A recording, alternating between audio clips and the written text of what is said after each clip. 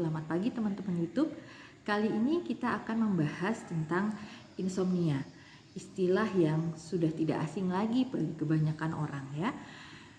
Apa itu insomnia dan apa-apa yang bisa kita lakukan untuk penanganan awal sebelum kita memutuskan untuk bertemu dokter dalam menangani insomnia kita. Yuk kita bahas satu persatu. Insomnia adalah gangguan di mana seseorang sulit untuk memulai tidur atau sulit untuk mempertahankan tidur atau gangguan tidur yang menyebabkan penderitanya merasa belum cukup mengalami tidur saat dia terbangun. Insomnia bisa bersifat sementara atau menetap. Keadaan-keadaan yang mungkin bisa menyebabkan insomnia sementara yaitu pada saat kita mungkin berkabung, kehilangan, atau saat menghadapi stres lainnya. Sedangkan insomnia yang bersifat menetap terjadi paling sering dikeluhkan adalah gangguan dalam memulai tidur yang dapat bertahan selama berbulan-bulan bahkan bertahun-tahun pada seseorang. Ada beberapa hal yang dapat menyebabkan insomnia. Paling banyak adalah karena kecemasan. Misalnya kecemasan terhadap masalah pekerjaan, sekolah ataupun keluarga yang membuat pikiran kita menjadi aktif di malam hari. Atau pada depresi. Depresi juga seringkali disertai dengan insomnia. Atau bisa juga karena penyakit kronis ya, misalnya pada diabetes, penyakit ginjal, artritis dan lain-lain. Nanti di lain kesempatan kita akan membahas ini insomnia pada penyakit kronis. Kemudian dapat juga karena kurangnya berolahraga atau karena konsumsi atau pola makan yang buruk atau konsumsi zat-zat yang bisa mengganggu tidur, misalnya zat-zat yang bersifat stimulan seperti kafein dan nikotin ya, jadi merokok menjelang tidur ya, atau mengkonsumsi kafein dekat dengan tidur itu juga bisa menyebabkan insomnia, atau mengkonsumsi alkohol yang dapat mengacaukan pola tidur.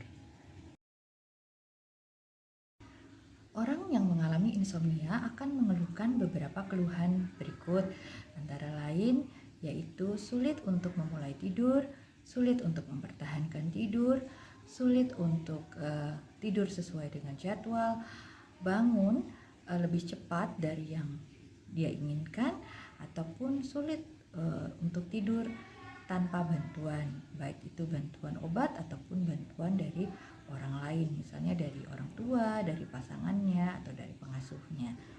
Dan di siang harinya, orang-orang yang mengalami insomnia banyak mengeluhkan beberapa gejala yang berkaitan dengan kesulitan mereka tidur di malam hari, antara lain berupa kelelahan, mengantuk di siang hari, kemudian berkurangnya energi, berkurangnya motivasi, berkurangnya atensi, berkurangnya memori, berkurangnya konsentrasi, ada gangguan dalam suasana perasaan, misalnya menjadi mudah marah, gangguan dalam perilaku, misalnya menjadi lebih agresif dan impulsif ya, atau bertindak tanpa berpikir dengan baik sebelumnya.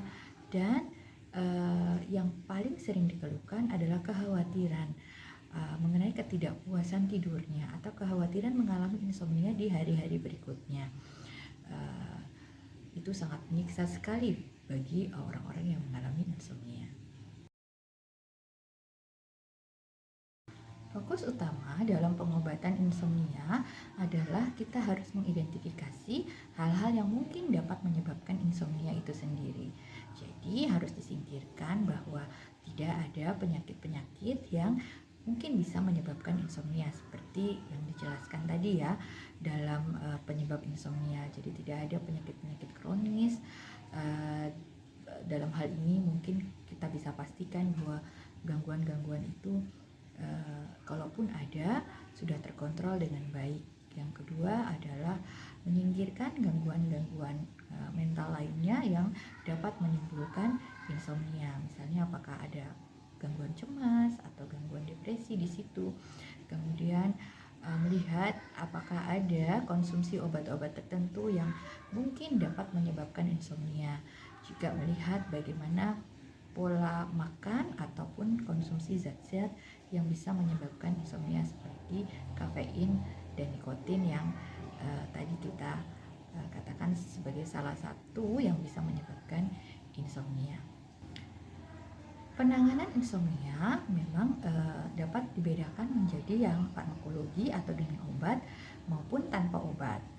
Dalam video kali ini saya akan menjelaskan beberapa hal yang bisa kita lakukan di rumah sebelum kita menggunakan farmakologi atau dapat dilakukan sembari farmakologi atau obat-obatan diberikan. Antara lain kita bisa melakukan perbaikan sleep hygiene, kemudian sleep restriction, kemudian relaksasi terapi maupun stimulus kontrol terapi. Apa itu kita akan bahas satu-satu. Yang pertama yaitu sleep hygiene. Sleep hygiene ini merupakan terapi perilaku yang sederhana yang dapat kita lakukan untuk meningkatkan kualitas tidur. Antara lain misalnya dengan mencuci muka sebelum tidur, gosok gigi sebelum tidur, kemudian menggunakan pakaian yang nyaman, yang menyerap keringat, membuat suasana kamar lebih nyaman, kemudian tidak mengkonsumsi hal-hal yang bisa mengganggu tidur, misalnya tidak mengkonsumsi kafein, nikotin ataupun alkohol minimal 6 jam sebelum tidur. Melakukan kegiatan olahraga yang rutin itu juga sangat membantu dalam sleep hygiene ya. Cukup 20 menit setiap harinya. Paling bagus adalah 4-5 jam sebelum tidur. Jadi mungkin bisa dilakukan di sore hari. Dan yang tidak kalah penting adalah tidak menunda untuk tidur.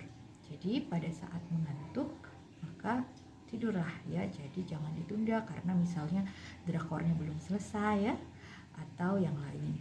Dan tidak melakukan aktivitas lain selain untuk tidur, misalnya sambil menonton televisi atau sambil memainkan gawai.